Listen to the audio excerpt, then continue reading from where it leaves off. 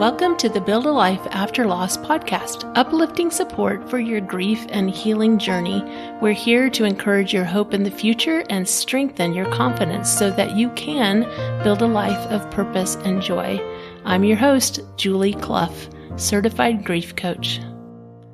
Hello, my friends. Welcome to episode 97, Words Matter with Becky Kemp. I have a fantastic interview for you today with my good friend, Becky. She is just a delight, and I think you're really going to enjoy this interview. But before I get into that, I want to tell you a story. I was reminded of this story a couple days ago, and that was I've played competitive tennis for the past about 13 years, but before that, a few years before that, I played just recreationally, like every once in a while, whenever I could find somebody that wanted to play, and I'd pick up a racket, but I didn't really know what I was doing. But I did my best and I had fun with it. Well, our church had a very casual tennis tournament one weekend, and I decided to play in the tennis tournament. And as I walked onto the court, there were two men coming off of the court. They had just played doubles. Two men coming off the court with wooden tennis rackets in their hands. And one said to the other, "This is a lot harder than it looks like on TV." That is kind of the way our life is, isn't it? We learn something, we read it in a book, or you're listening to this podcast and you're hearing tips and tricks and ideas of how to do things, or we get strategies, or, we learn by looking at something on YouTube, how to do something. But it's not until we get in there and do it ourselves that we realize the complexity of the activity. It's not until we're doing it ourselves that we really learn it. When we watch and we listen, yes, we get some education, we get some understanding. But when we dig in and we actually do it, we find out that it's a lot harder than it looks like on TV. And the reason I tell you that story is because maybe you've been listening to the podcast for weeks, maybe months, and you've gotten some good ideas and you've heard some good things. And maybe you've even applied some of those things. But it's a whole new level when we work together and we apply it specifically for you. When you learn how to apply it specifically for you, that's a whole different level of understanding. And you get a whole new level of tools that can help you to heal. So if you haven't already, be sure to go to buildalifeafterloss.com and schedule a time. Just go to the Work with Julie and let's just talk. There's no obligation. There's no cost. It's free, and it's an opportunity for us to talk and for you to ask some questions and for you to learn about the program, how it works, all of that good stuff. So definitely take advantage of that and let's talk. Today, we talk with Becky Kemp, who has learned the incredible power of words to assist us with overcoming depression, anxiety, and just that malaise that we experience in life. She's driven by the desire to spread and inspire goodness. Becky Kemp is dedicated to sharing the power found in positive words. From the onset of her clothing brand, Becoming Threads, to speaking and coaching others about how words matter, Becky's message of empowerment and finding joy and purpose in the journey resonates with individuals across all ages and walks of life. She is married to her high school sweetheart, mother of 5 incredible boys, and an active volunteer in her church and community. Becky is no stranger to hard work. Over the past several years, she has extended that dedication into the professional realm, helping others recognize that change is possible, and each of us is capable of creating it in our own lives. Here's the interview. Well, I am so pleased to welcome my good friend Becky Kemp with us today. Becky, it's good to have you here. Oh, thanks, Julie. Excited to be able to meet with you and share my story. Yeah, I'm excited for you to share your story. Why don't you go ahead and kind of get started with telling us a little bit about like where you were and what changed things for you? Yeah, so I'm a mom of five boys, and kind of what I have noticed is my life has not gone exactly how I had wanted or anticipated. And I would imagine anyone hearing this could relate to that.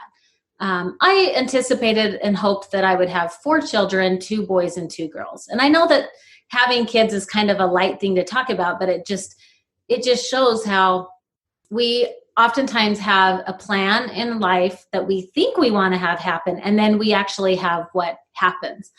And so as I became a mom and a wife, I life didn't go exactly how I wanted. And I not only did I have five boys, which of course today I love, but um, I suffered with a lot of other things that weren't maybe on my list of things to have happen. They weren't my happily ever after. Some of them were I dealt with a lot of depression, dealt with a lot of anxiety. I used to, when I was younger, be able to manage my anxiety with exercise, but as time went on, I couldn't manage it anymore with exercise. I suffered with some food issues and have found that I have some addiction problems with food, and also just going through like a lot of financial insecurity. My husband and I almost lost everything. And so many of the things were out of our control, or at least I felt like they were out of our control. And I found myself about 6, 7 years ago, kind of in this space of saying, why is this happening? Like, why is my story unhappening this way? And I really got into a negative spin of, if only this happened, then I would be happy. Or if only this happened. And I was really letting all the outside circumstances in my life dictate my story. And I had a friend or a mentor back then say to me, why don't you change one word in your story? Or, why don't you just, instead of asking why, and why this and why that, why five boys, why the financial insecurity, why the food addiction, why don't you change your story and ask how? How do I manage this? How do I accept this? How do I move forward in my story? So it's like my story was stuck, and I was kind of at this space of like, do I have any responsibility for my story or not? Mhm. And that little change of one word, from asking how instead of why, has put me on a path that I never expected, and has allowed me to start to see how powerful words are. And words matter, and the words we put in our lives and put on us, not just physically but mentally, make a difference. And that's where my journey has gone over the last 6 years. Yeah, thank you for sharing that. When you were talking about so many things felt outside your control, why I think anybody listening to that could totally relate to that. And especially if they're experiencing grief right now, like that feels completely outside of our control. It really does. So, and I know that you're on a mission to really talk about words and the importance of words and how we use our words and so forth. Tell us a little more about like how changed Yes. things from the why. Like what happened after you started asking how instead of why? Yeah. So when I started asking how, I gained back the power of my story. In that very moment, I, as I began to ask how, things started to come into my life. Like, I was watching a Netflix documentary not too long after this, and I heard these words. I cannot tell you what the Netflix documentary was. I remember it was about food, but these words caught my attention. And they were, I accept myself unconditionally right now. And the documentary said, put those words in your life. And for some reason, Julie, those are the only words I can remember, but they caught my attention. And they just said, put them in your life. Well, I couldn't even remember those words, because where I was at, I was full of anxiety and depression. I didn't accept myself unconditionally. They were not words that penetrated my heart. So I had to actually write them down on a 3x5 card. And the thought I had was, put them on your mirror in your bathroom. And so you can say them to yourself, because the documentary encouraged you to say them 5 times in the morning, 5 times in the middle of the day, and 5 times in the evening. And I couldn't even remember those words. So I thought, I'll write them down. That will help me, number one, remember them. And then number two, I'll put them in a space where I thought I'll at least say them every morning and night when I brush my teeth. And so I started that, and it didn't cost me anything. It didn't, I didn't have to tell my best friend I was doing it. Didn't have to tell my husband. And I kind of had this thought, like, I have nothing to lose, like, why not just try it? And so what happened is I started to say those words to myself. And many times I didn't really even believe the words, but I just kind of went through the practice. Like, it was like, I don't have anything to lose. I had this little sense of hope, just this little glimpse of hope with the power of words. So that started. And then over time, I would find that sometimes when I was feeling a lot of sadness, or even just going through financial insecurities or a food addiction, I've experienced a lot of grief that is, like I said, not what I expected. And so sometimes just even saying those words allowed me to just like almost take a deep breath and be like, okay, but right now I accept myself unconditionally. Right now, like, I don't know if I can believe that tomorrow, but right now, it just kind of refocused me. And so that was those were some real power words that I actually still use every day. I still have that on my mirror. I have to say that to myself often. And those words are, right now I accept myself unconditionally. Is that? I accept myself unconditionally right now. Right now. Okay. And yeah. And it was just as I began to say them, something inside me changed. Again, it was like, as I put the power of words to work, they began to just help me accept myself where I was at. And then it allowed me to figure out how to move forward my story. And what I found is that over time, I started to see other words that would catch my attention, different words. And what I find so amazing is that different words have different meanings to us based on where we're at. And there's not a right or wrong. So for some reason, those words caught my attention, but you might not have even needed those words in your story that day, but they were the words I needed. So I began to see that. And then as a mom of 5 boys, I spend a lot of time at baseball games, and I'm just a t-shirt and jeans kind of girl. And so about a year after that, all I wanted was a positive t-shirt to wear to the games. And it was July, and it was my anniversary. And I said to my husband, let's go to Park City, and all I want is a couple cute t-shirts. Well, when you're looking for something, you oftentimes can't find it. Well, I went to every store at the outlets, and I went to Main Street, and I couldn't find a t-shirt. And then about 3 weeks later, I was shopping with a girlfriend, and I said, I just want some positive message t-shirts that are good quality. And I was looking at a rack, and I pulled off this shirt. And again, it was like these words hit me, and the words were all right, all right, all right.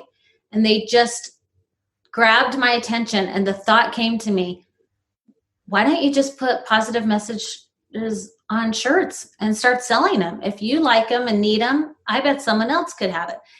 And as soon as I had that thought of like inspiration, the negative talk starts in like, well, t-shirts isn't an original idea, and t-shirts are everywhere and nobody's going to like them. And you kind of, but for some reason, because I was starting to put the power of words in my life, little words kept my story moving forward. And it put me on a path to start a business called Becoming Threads. And I started it with my sister-in-law in October of 2015. And it was putting positive and uplifting messages on shirts. And we would say it was for women, what words tell your story? What words do you need? And we could talk to women, and they could come to us and say, oh, I need these words, keep it simple. Or I need a grateful heart, because just different words each day we need. And some people pick one word for the whole year, but I have to break it down even smaller. And so today it's just like, what words do I need in my life today? And as I look, I feel like those words find me. When you said it allowed space, like you started saying that, and it was almost like it allowed you to breathe. I think that's how you said it. And I thought of that just giving ourselves some space to feel good about ourselves. Yeah, it's so hard, like you're saying, things didn't turn out like you expected. And that's pretty much the case for everybody, right? And so just being able to accept ourselves where we're at in our story, no matter what the circumstances are of our story, is just huge. And just allowing that space and that breath, and to be able to, I often say we need to be our own best friend. We need to be kind to ourselves. Like, many, many times I'll tell people, okay, what would you tell a friend right now if she just told you the story that if she just told you the story that you told me? And it's amazing, like the words that people that come out of their mouth. It's just beautiful, like what we would offer somebody. And we need to turn that around and offer it to ourselves. I loved what you said too about a glimpse of hope. I think that is hugely important, no matter where we find ourselves in our life, is to have that glimmer of hope, that little bit of hope. Yeah, I would agree. And that's what's so amazing about the power of words, is that they're just within us. They're just within us, and they can offer hope just by saying words. Sometimes we think we have to like find this big solution to fix our lives. And I was looking for that. I was looking for the big solution to change my story. And as I began to pray and ask for help from my higher power, I was directed on a path that was simple and almost to the point where you could say, that's not going to help. That's not going to help. Like, give me something more. Don't just tell me to put positive messaging in my life. And I want to make it clear that just by putting powerful, positive messaging in your life doesn't just take away all your problems, or it doesn't make you not feel sad. I mean, I have moments of sadness, and I have moments of anger, and I have moments of not feeling like I'm enough. But I have like this new toolkit of like, well, what words can kind of help me work through this, because the one thing we all have in common is that our lives are ever changing. That's what we have in common. And so often, I mean, we're in this pandemic right now, and I just sent my kids back to school today. And I just have to use this thought. This cute little 7th grade girl made this sign that the kids that were going to get on the bus today, it said, "We've got this." And all the kids stood with their masks on with this cute sign. And I looked at those words and it made me cry, because I was like, yeah, we've got this. Like, I needed those words today as I send my kids back. Even though I want to send them back, it's just like the unknown. Mm-hmm. And just the, not quite sure, am I making the right choice? And is this the best thing for my family? And kind of having your own back. So the power of words are they're pretty amazing. And what I found is it's not a new idea. I didn't come up with this idea. I'm just sharing like how my story's been awakened with the power of words, and kind of want to invite, especially women, to like be mindful of the words they're putting on. Because like you said, we will give the most gracious, kind words to a friend, but the way we talk to ourselves is normally not productive, because we're our worst critic. For sure. And there's something about, like, even when you told that story about, taking your kids to school and seeing those words, "We've got this," we can feel the difference, right? When we talk about our concerns and our worries and our discouragements and so forth, and then we just add that little phrase, "We've got this." It's like, well, you mentioned it before, you get your personal power back. Like, it raises our awareness, it raises our vibration, it raises our expectations. And I think that's huge. And being mindful. I have to say, I get really frustrated when I see little kids with t-shirts on that are not kind to that little kid. And I know to the adult it's funny, but there is power in that.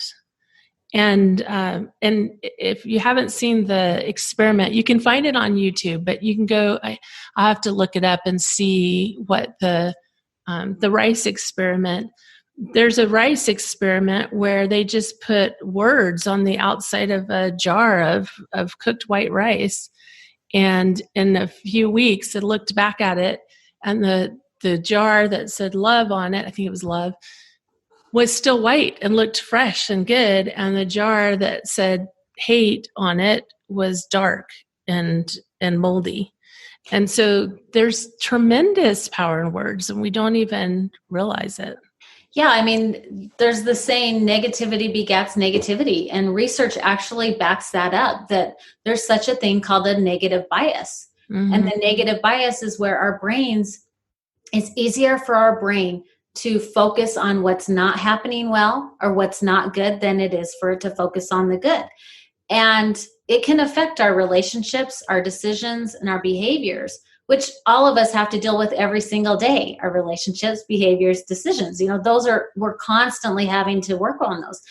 And as I thought about it with my own self, it's like the negative bias was almost like a little thread that was wrapped around my neck. And it was so light, and I didn't even notice it. But over time, the thread got thicker and thicker and tighter and tighter. And so it was like, all I did was I was looking down at, I wasn't looking up to the good end today. I was focusing on what I couldn't control. And just by putting the power of words in my life, I've been able to kind of put my shoulders back and, metaphorically speak, like I can go on a walk and look up and notice the trees are blossoming and the beauty, instead of noticing, the litter that's out there, right, too. You know what I mean? And yes, there's still going to be hard things, but it helps us keep things in a perspective of like, what can I control and what do I not have control of? And so much of what we have control, and I've heard you share this before too, but it's our thoughts. Our thoughts drive our feelings, and then that gives us the results that we want. And so learning to just separate, like, what can I control and what can't I by our thoughts is powerful. And I've found that you can do that with the power of words. Yeah. So talk a little bit about being mindful about your words. Like how did you apply that in your own experience? Yeah, well, just some simple solutions. Number one, like I said, is I put words on paper and put them in my life, because I can't always remember them. I have to have simple reminders. Like, I remember it today, but I might forget tomorrow. So just writing down my favorite phrases or sayings or just simple words and putting them in my life. So for sure, I put them on t-shirts, and I like to wear positive message t-shirts, but I found just writing them and putting them on my mirror. So if you were to come into my bathroom mirror, you'd see several different words listed. I use them as my screensaver. I write in a journal. A lot of it is just the power of putting words out there and then seeing them. So that's one way of being mindful. The other thing that I have found is learning to get more in touch with my feelings. And so when I'm feeling anxiety or I'm feeling overwhelmed, I allow myself to feel that feeling. And then I start to ask myself, what am I thinking? And then I question my thoughts. Like, is that thought serving me? Because a lot of times when I'm feeling overwhelmed, I'm not thinking I accept myself unconditionally right now. I'm thinking I'm not enough. I'm a failure, whatever, that might be.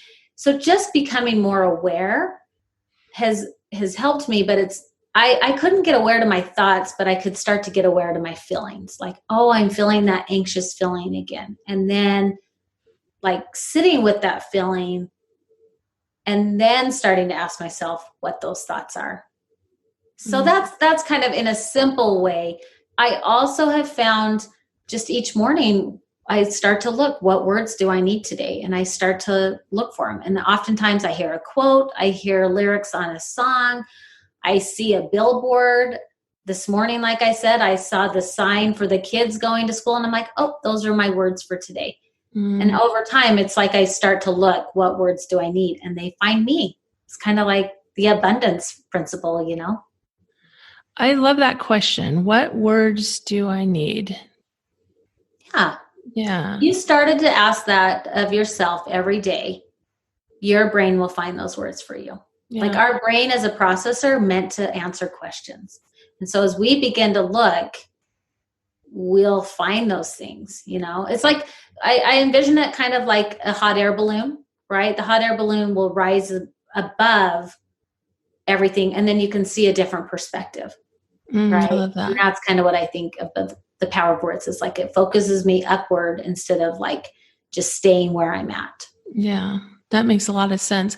And when we're going through really hard times, I mean, I love what you said about how the circumstances, we still go through tough times, even if we are looking for the good and we're looking for those encouraging words, we still can go through hard times. It just makes it a little more manageable for us to go through those hard times. So you're going through a hard time and it's something bad has happened, and it kind of moves you into that place, that downgrade of sorrow and sadness and grief. And what too often happens is, if we're not paying attention, because everything has changed and we don't even hardly recognize ourselves anymore, it's really easy for us to get down on ourselves instead of just looking at it like, you know what, I'm going through some tough things right now.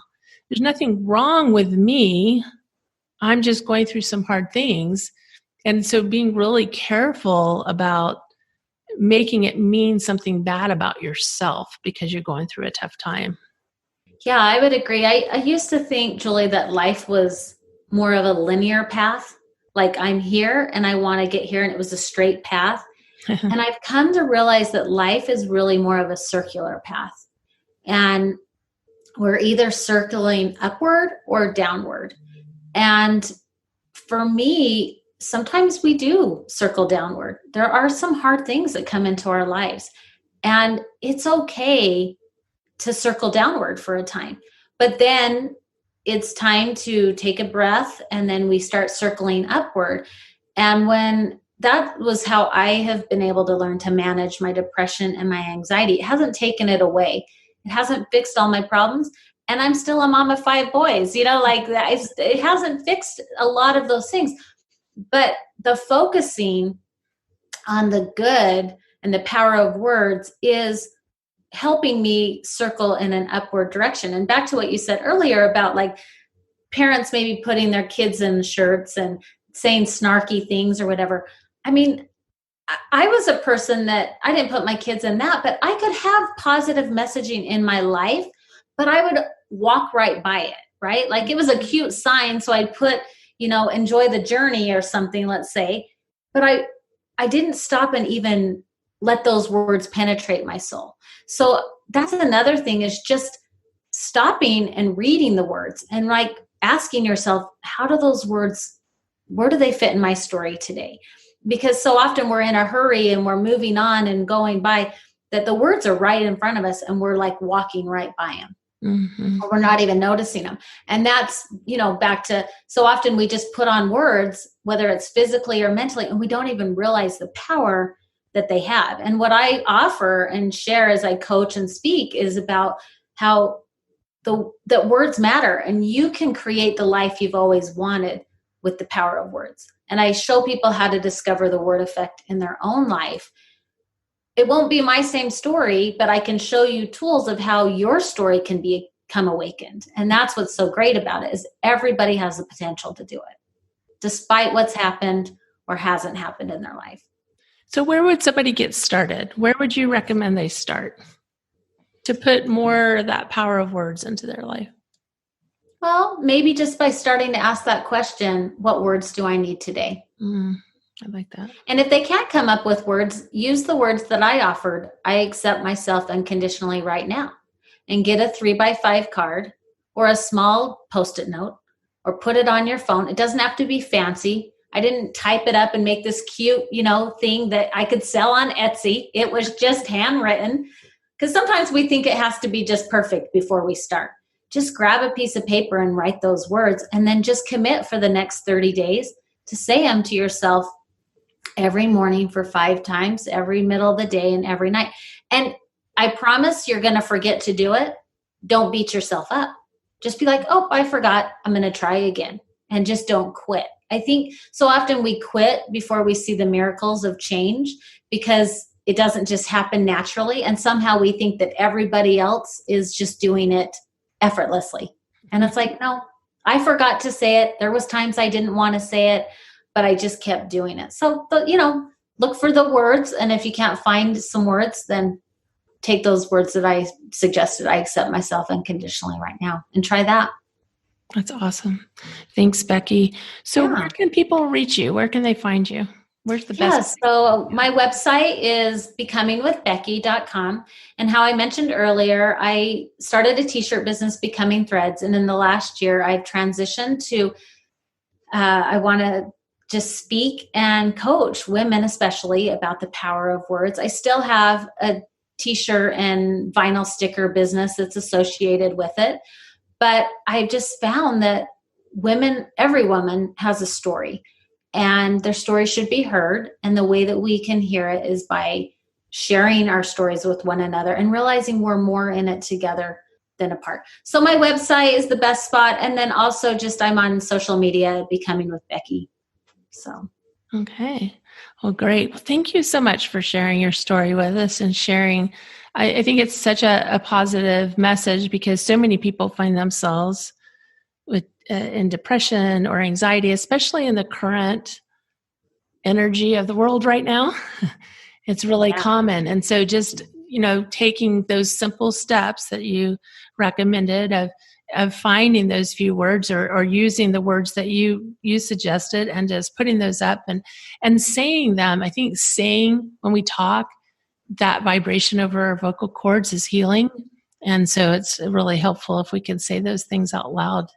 And hear I would agree. Say Make sure you're trying to say those words out loud as often as you can. But if you can't, start by just saying them in your mind. Mm-hmm. And over time, your body will open up to that.